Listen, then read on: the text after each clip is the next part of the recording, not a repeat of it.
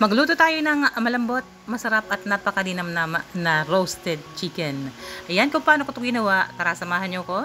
Pero kung bago ka lang sa aking channel at hindi ka pa nakasubscribe, makiusap muna ako.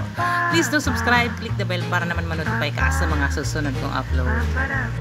Para sa ating roasted chicken, isang buong manok, malinis na. Ayan, hinugasan ko na siya. Wala na yung mga dulas-dulas at kung anong meron sa loob na kailangan natin tanggalin. Ito, irarab ko siya ng asin. Then kalamansi, mga 5 pirasong kalamansi ang gagamitin ko. So ayan, kinuskus ko lahat ng parte ng katawan niya ng kalamansi. Makakatulong to sa pagtanggal ng lansa ng ating manok. Ayan, so okay na to guys. Ibabad ko lang siya dyan kahit mga 30 minutes. Huwag lang natin kalimutan takpan para hindi dapuan ng langaw. Habang nakababad sa asin at kalamansi, handa ko naman itong gagamitin kong mga pang sahog. Ayan, may parsley, lemon, bawang, carrots, patatas at sibuyas. Babalatan ko muna yung carrots, sibuyas. Dapat baby potato ang gamit ko. So ayan, patatas na maliliit na lang ang nabili ko. Masyadong mahal yung patatas na ngayon guys. Kailangan kaya natin yung budget. So, hahatiin ko lang sa kalahati yung patatas. Ipaparehas ko na rin sa laki yung carrots. Ito na, babad ko lang siya sa tubig. 2 ulo ng bawang, yung isa hinati ko sa gitna. Then, babalatan ko para maisama sa iga-grind. Isasabay ko na yung isang buong sibuyas, hinati ko rin lang sa 4. Samahan ko na 1 pirasong sili. Lagyan ko rin ng parsley. Nilagyan ko lang ng kaunting mantika para madaling i-grind.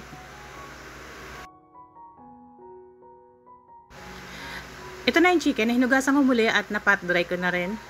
Ito, irarab ko muli siya ng asin. Pati na rin yung loob.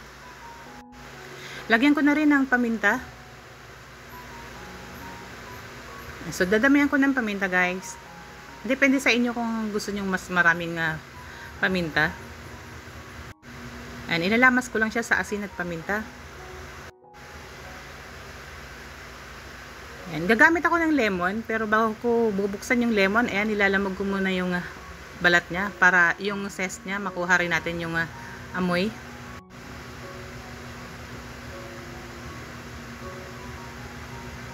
Ayan, so saka ko ipipiga dito yung lemon.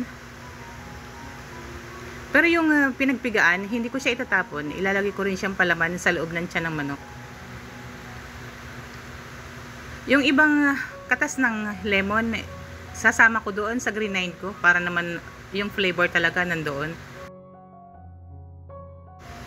Saka ipapalaman sa tiyan, ayan na yung pinagpigaan ng lemon, pero hindi naman lahat kasi masyadong madami. Isasabay ko na yung isang buong bawang na hinati ko lang sa gitna. Ganoon na rin yung sibuyas at yung natitirang parsley, maglalagay din ako. Ayan yung bawang. Kung gusto nyo maglagay ng tanlad, mas okay. Mas maganda rin yun. Ito na yung grenade ko na bawang, sibuyas, konting parsley with butter. Saka lemon. Nilagyan ko rin to ng paminta at saka kakaunting oregano. Ayan ang ipinapahid ko sa balat ng manok. Upaikot hanggang sa loob pala, maglalagay din ako nito. Sa loob ng tiyan. Para naman yung lasa talaga ma-absorb ng manok habang nire-roast na. So yun na guys, i-ready ko lang yung paglalagyan. Kung may Pyrex kayo, mas maganda. Then, ito ginamit ko nga baking paper. Wala kasi akong aluminum foil. Medyo nakakatamad ng lumabas. Hindi talaga ako ready. Gusto lang talaga nila mag-ulam ng roasted chicken. Ito yung natitira dahil na-coat ko na lahat. So, ayan, may melted butter. Ilalagay ko na rin. Kasi mas magandang ipampahid ito habang nire-roast natin. Pag kikita natin medyo nagda-dry na yung ating nire-roast.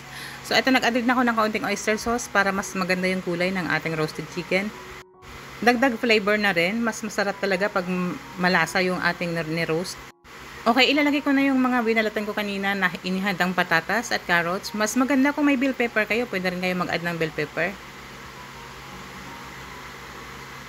Tinalian ko rin pala yung paa ng manok para mas magandang tingnan. So ito na guys, okay na, pero i-chop ko yung natitirang parsley. Then ipinaid ko sa chicken kasama nung natitirang sauce para mas maganda. At habang inihanda ko pala to guys, naka-preheat na yung oven for 220 degrees Celsius. At ito na nga, ready na pa siya para i-bake or i-roast. So i-roast natin for 45 minutes muna. After 45 minutes, saka natin sintensyahin kung mga ilang minuto pa yung kailangan nating i-adjust para mas maluto natin yung ating roasted chicken. So ito na nga, ipapahid natin yung mga natitirang sauce doon na ginawa natin kanina para mas masarap, mas flavorful yung ating roasted chicken. Ayan, so nag-add uli ako guys ng another 30 minutes after ng 45 minutes para sigurado tayong luto yung ating roasted chicken. So okay na to. Hahanguin ko na, then hintayin lang natin lumamig, saka natin i-serve. Sobrang napakabango nito guys, at talaga namang malambot yung pagkaka-roast natin sa ating chicken. Ayan, sana nagustuhan nyo yung ating recipe sa ngayon. Kung bago ka lang sa aking channel, makiusap muna ako. Pa-subscribe naman please, then paki-like. Kung hindi ka labisan, paki-share na rin. So maraming salamat po. This is me again, Emma's Kitchen. Hanggang sa muli. Bye!